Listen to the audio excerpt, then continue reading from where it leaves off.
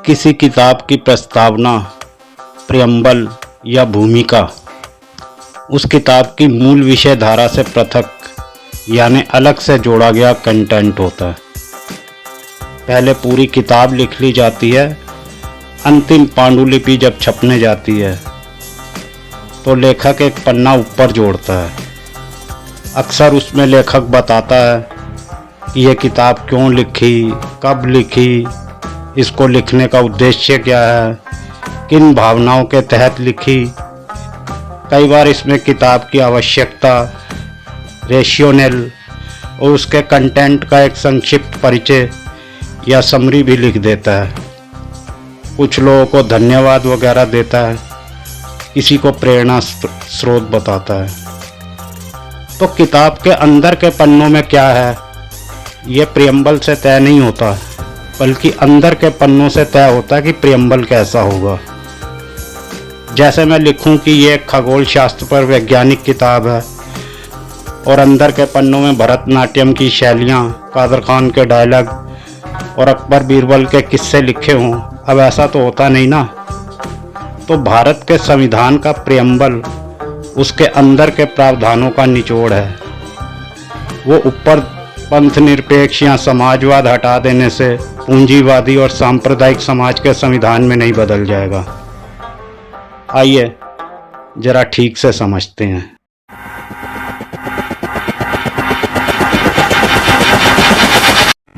नमस्कार दोस्तों, एक बार फिर से स्वागत है मेरे चैनल कहानी मेरी जुबानी में। तो आज हम बात कर रहे थे भारत के संविधान की। भारत के संविधान में समाजवाद जो है वो इनहेरेंट है। वो आपको नीति निर्देशक तत्वों में दिखेगा। सरकारों को क्या नीति बनानी है उसके बारे दिए गए सारे संवैधानिक निर्देश पढ़िए। आर्टिकल 36 से 51 तक सारे दरअसल समाजवाद के सिद्धांत हैं। सब है इसमें।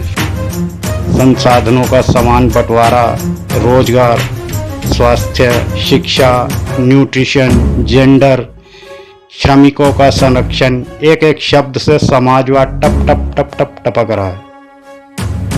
पंथ निरपेक्षता भी इसमें इनहेरेंट है। आप अनुच्छेद 14 पढ़िए, फिर 15 पढ़िए, आपको धर्म पंथ निरपेक्षता दिखेगी। फिर 25, 26, 27, 28 पढ़िए, ये फंडामेंटल राइट्स का हिस्सा। फिर आगे बढ़िए, आर्टिकल 44 पढ़िए, यहाँ यूनिफॉर्म सिविल कोड की बात है, ये भी धर्मनिरपेक्षता है। और ये सब 26 जनवरी 1950 से लागू है। इन्हें इंदिरा गांधी ने नहीं लिखा, देश के प्रबुद्ध, प्रेम, सर्वश्रेष्ठ मेघा के हमारे 400 पुरखों ने लिखा है।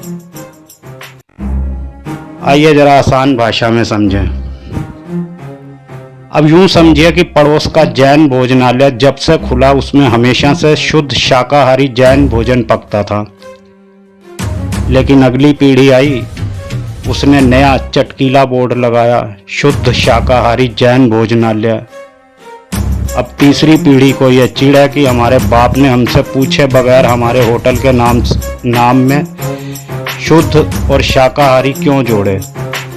अब तो हम मालिक हैं, बोर्ड में से शुद्ध और शाकाहारी शब्द मिटाकर रहेंगे। भैया तब वो बोर्ड लगाने में कोई दिक्कत नहीं थी, लेकिन अब शुद्ध और शाकाहारी को मिटाने से दो अर्थ निकलते हैं। पहला, अब आगे से वहाँ अशुद्ध और मांसाहारी जैन भोजन बनाना शुरू कर दोगे तो उसके लिए किचन में बदलाव करना पड़ेगा, बोर्ड में नहीं। और क्या आप ऐसा सचमुच करना चाहते हैं तो साफ साफ बता दो भाई। दूसरा, या कि आप अपने बोर्ड से शुद्ध शाकाहारी तो मिटा देंगे लेकिन फिर भी पूरी ईमानदारी से शुद्ध शाकाहारी भोजन पकाते रहेंगे।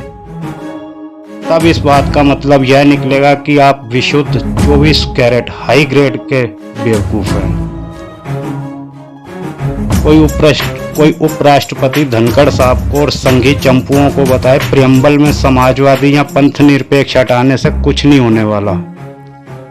आपको भीतर के पन्नों में जाकर कॉन्स्टिट्यूशन में नागरिकों के फंडामेंटल राइट उड़ाने होंगे। सारे डायरेक्टिव प्रिंसिपल बदलने होंगे और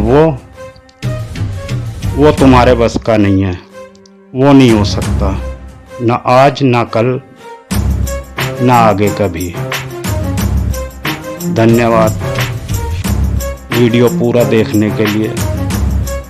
ऐसे ही अगर और वीडियो देखना चाहते हैं तो चैनल को सब्सक्राइब करें, एक छोटा सा लाइक और प्यारा सा कमेंट।